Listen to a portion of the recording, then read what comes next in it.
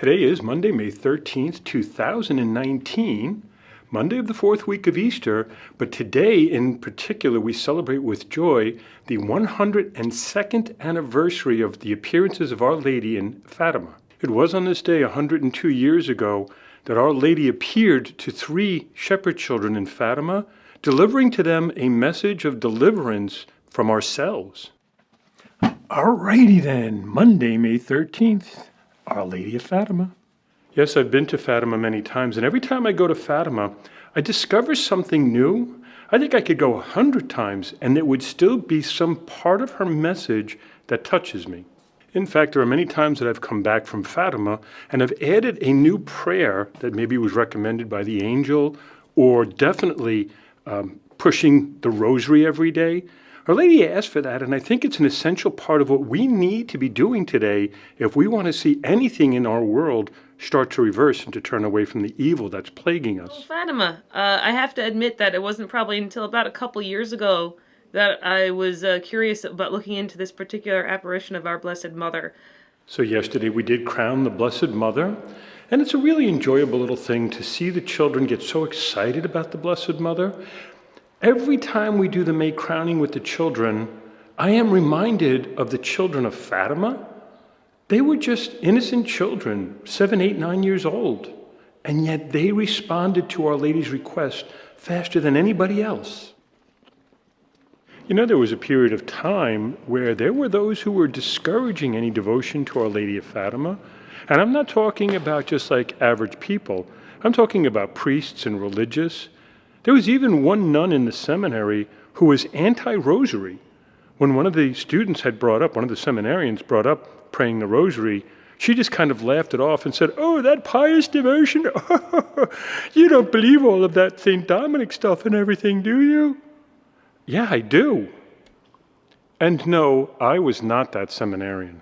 Today, if anybody were to dismiss such a thing, if anybody were to tell me that you shouldn't pray the rosary, it's a waste of your time, then I would get my dander up. I'll tell you right now, you'd have to put up with me. Yeah, I know it's hard to believe that any woman religious would be anti-Mary, anti-rosary, but they do exist, trust me. I mean, we're not talking about someone who was newly professed. This has been someone that was around, and there's that good possibility that this was just a reaction to the formation they received when they were pushed upon all these things with devotion to Mary. But that was good. Now, unfortunately, there were a lot of theologies and other things that were coming out of the 70s and the 80s where they were looking to find basically these natural explanations for miraculous things, such as Our Lady giving St. Dominic the rosary. They would say things like, priests and religious, we pray this thing called the breviary. Several times a day, we stop for prayer and pray these prayers.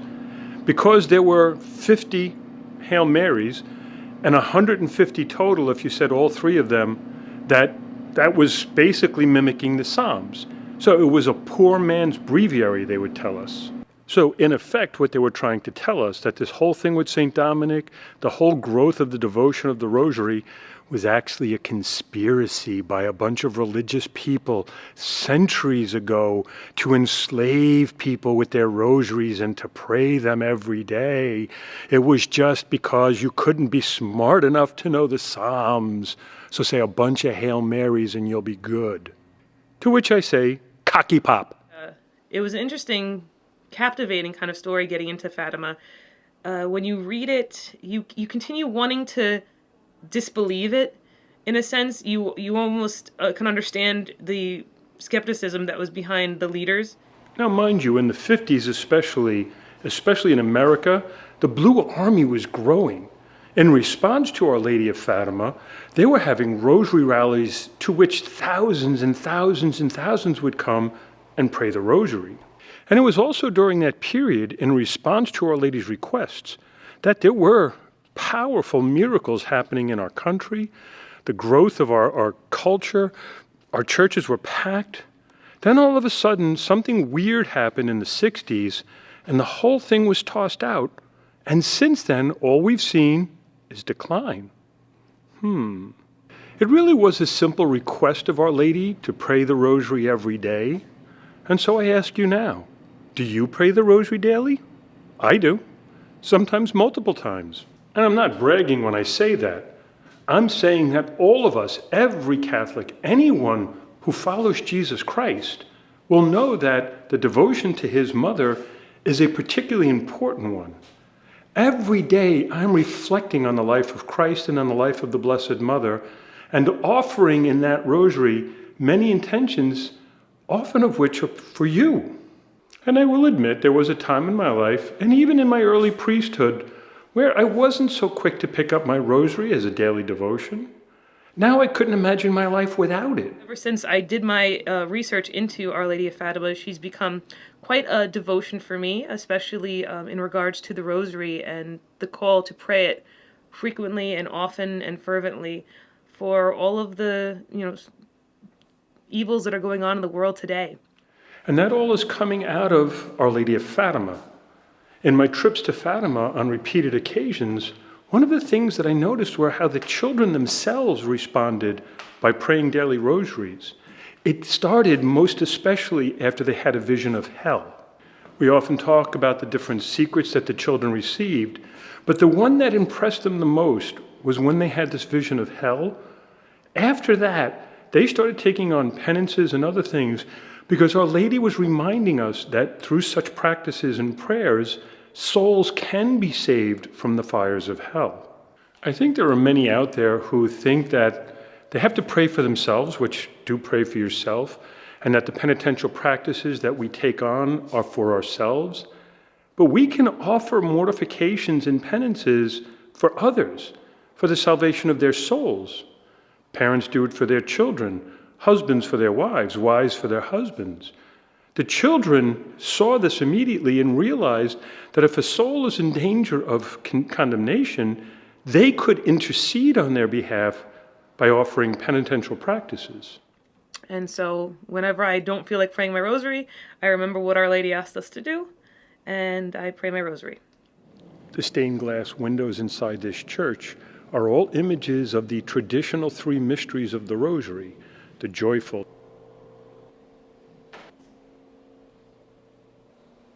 the sorrowful, and the glorious mysteries.